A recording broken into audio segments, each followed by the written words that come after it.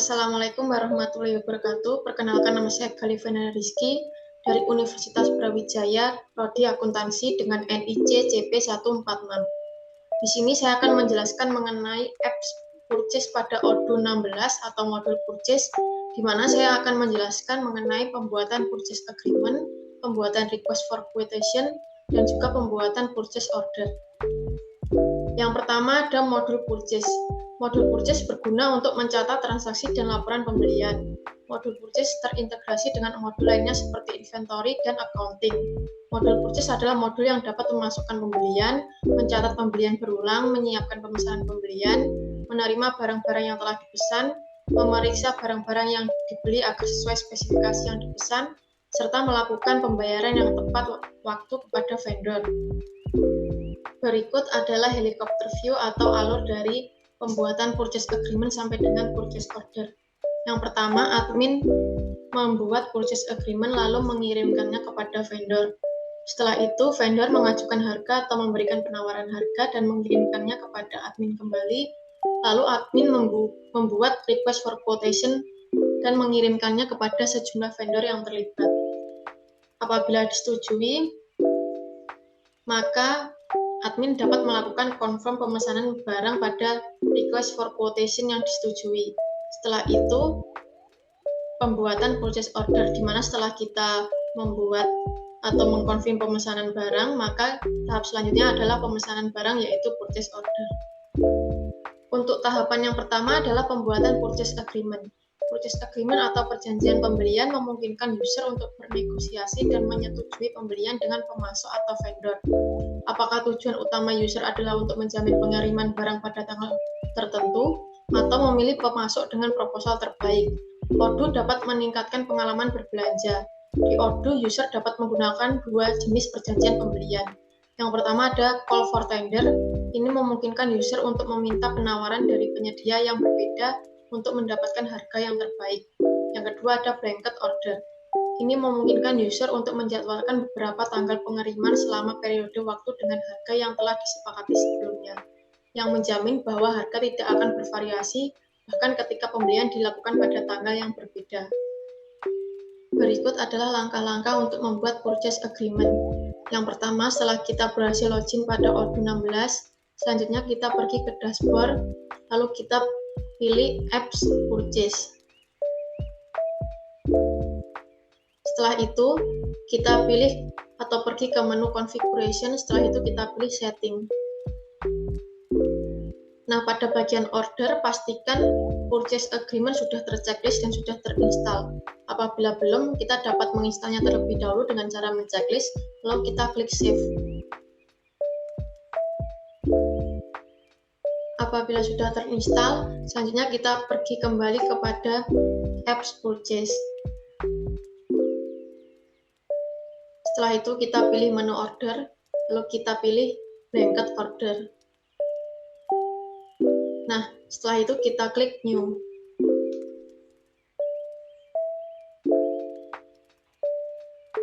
Nah, seperti ini tampilan apabila kita ingin membuat purchase agreement. Di sini kita perlu mengisi data-data yang diperlukan dalam pembuatan purchase agreement, di mana purchase representative adalah user yang membuat tender. Di sini tertulis misal admin. Lalu agreement type, yaitu tipe tender. Setelah itu ada vendor, yaitu nama vendor atau supplier yang mengikuti tender. Lalu ada agreement deadline, yaitu batas waktu tender. Setelah itu ordering date, yaitu tanggal dibuatnya tender. Setelah itu company, yaitu nama perusahaan yang mengajukan purchase order.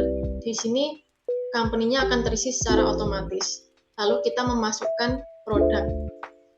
Di sini kita mulai dari vendor, di mana saya akan mengajukan kepada Audrey Peterson. Setelah itu agreement deadline, di sini pada hari ini adalah tanggal 17 September. Saya akan membuat deadline yaitu pada tanggal 20 September. Setelah itu kita checklist. Untuk ordering date, kita pilih hari ini yaitu tanggal 17 September. Untuk pengantaran, tadi kita memilih deadline-nya tanggal 20, maka pengantaran kita pilih tanggal 21. Lalu kita masukkan produk yang ingin kita ajukan penawarannya. Di sini saya akan memasukkan storage box sejumlah 3.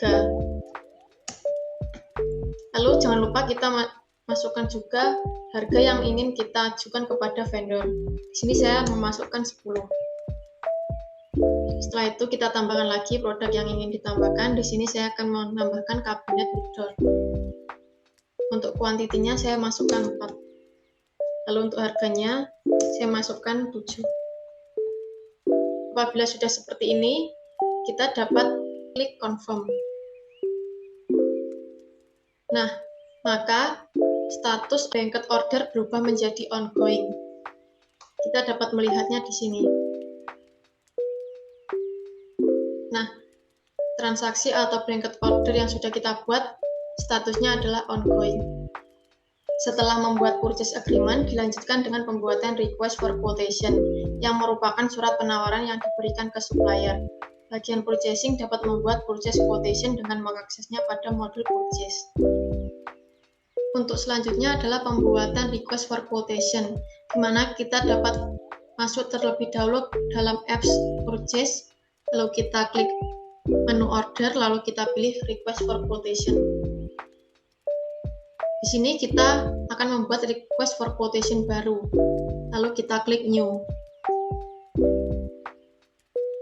Di sini ada beberapa data yang perlu kita isi, di mana ada vendor, yaitu nama vendor yang akan produknya kita beli, lalu ada vendor reference, ini boleh dikosongi, lalu ada purchase agreement. Apabila kita sebelumnya telah membuat purchase agreement, kita dapat langsung memasukkannya pada pembuatan request for quotation ini.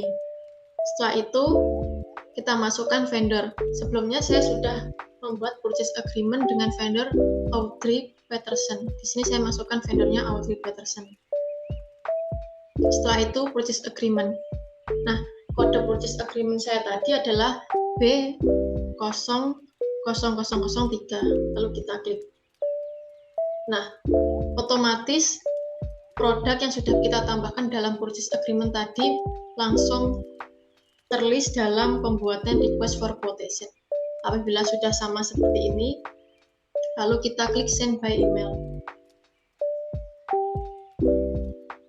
Seperti ini tampilan body email apabila kita mengirimkan request for quotation kepada vendor, di mana dari Odoo sendiri sudah menyiapkan template body emailnya beserta dengan nomor request for quotation-nya. Lalu kita dapat klik send. Nah, apabila kita sudah mengirim email, maka status request for quotation yang kita buat sudah berubah menjadi request for quotation send. Untuk selanjutnya, kita melanjutkannya pada pembuatan purchase order. Untuk yang terakhir adalah pembuatan purchase order.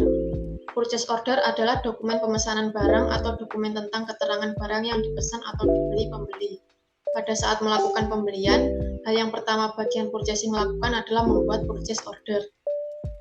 Untuk selanjutnya adalah pembuatan purchase order, di mana kita dapat memilih salah satu transaksi dalam request for quotation dengan status request for quotation send, di mana tadi saya sudah membuat dan mengirimkan request for quotation kepada vendor, maka saya akan memilih transaksi tersebut.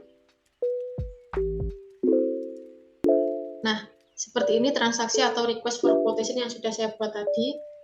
Di sini kita perlu klik confirm order, di mana kita akan mengirimkan pemesanan pembelian. Nah, apabila kita sudah berhasil atau klik confirm order, maka statusnya berubah menjadi purchase order. Apabila kita sudah menerima barang, kita dapat langsung klik confirm receipt date. Nah, seperti ini apabila kita sudah berhasil menerima barang. Untuk proses selanjutnya, apabila kita sudah berhasil menerima barang, dilanjutkan dengan proses invoicing seperti itu.